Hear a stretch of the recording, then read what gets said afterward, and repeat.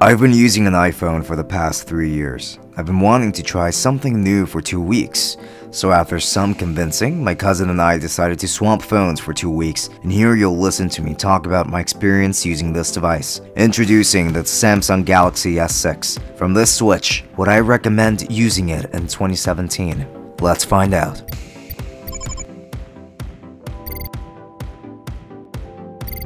I'm coming from the iPhone SE, the 64GB model, and I've been using it for over a year. My valuation of my experience using this device will be from the past 2 weeks.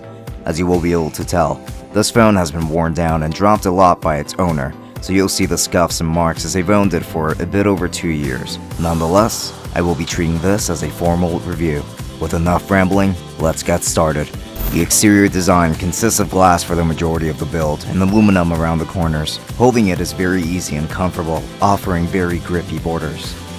The front consists of a multitasking button, home button, which houses a very fast fingerprint scanner that is faster than Apple's first-gen Touch ID sensors, but slower than their second-gen sensors. It also has a back button, the 5.1-inch 2560x1440p display, and a 5-megapixel front-facing camera that supports a resolution of up to 1440p. On the back, there's a glass back panel, the 16-megapixel rear-facing camera that supports a resolution of up to 4K at 30 frames per second, and a Samsung logo, which you will find in every one of their phones.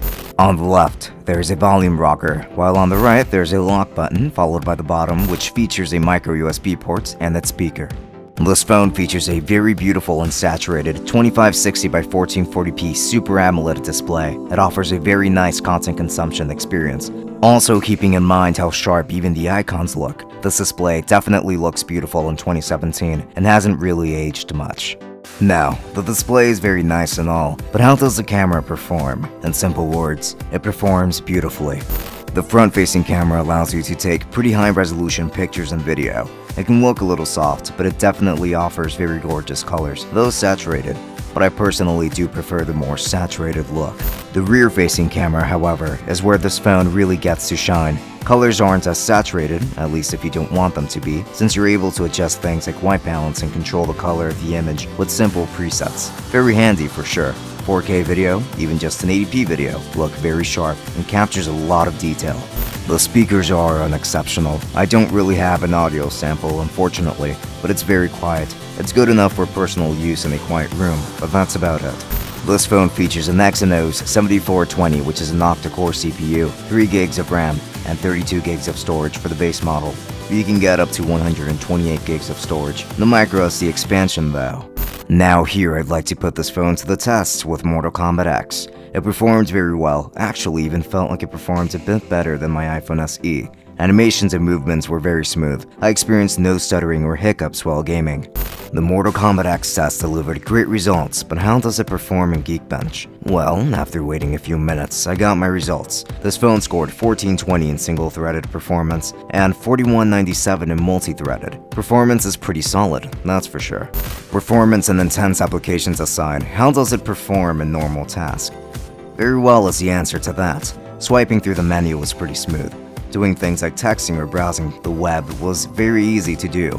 The nice grip on this phone also contributed to the fantastic experience of using this device. I feel confident using it without a case, not fearing that it will slip off and fall.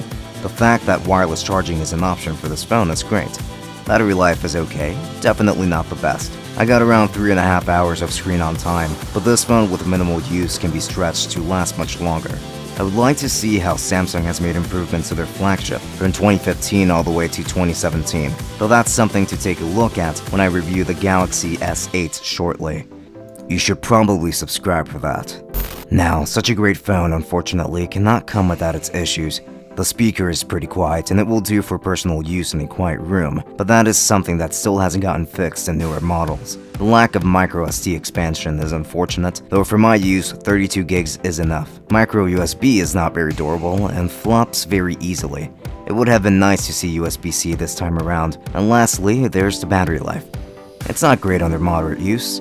Well, continuous use, as you will watch the battery go down pretty quickly. This is probably the biggest bummer. So this phone does come with some flaws, some of which were addressed with the later models, but considering the current price for this phone, I definitely consider it a great option. This phone was built to be the best it could have been back in 2015, and so continues to sustain a design that did not age, a beautiful display, and an amazing camera. If you can look past the battery life not being the best, then this could become a great option for you. It makes me sad that I have to give it back, but it was definitely nice using it while I had it. So yes, I believe it is worth it in 2017. For more content, make sure to subscribe to our channel, and to stay updated on our weekly videos, make sure to click on that bell and enable notifications. For links to everything featured in this video, you will be finding those in the description. And if you're interested in watching a full review of the iPhone SE, I will be leaving a link in the description to that as well. This has been Francisco from Tech Summit. Thank you for watching, and I will be seeing you all later. Enjoy.